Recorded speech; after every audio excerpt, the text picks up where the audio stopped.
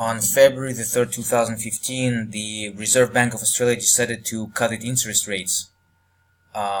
Once they released this news, the price plunged. You can see it here in this one huge ass, big ass red candle. So it plummeted in relation to Japanese yen, but then, as you can see, it quickly recovered itself. So when you trade news, it's very important to actually realize that these news are really not really indicative of what's going to happen in the future, but that's what actually happened. One huge big ass red candle that could potentially net some good money. Yep.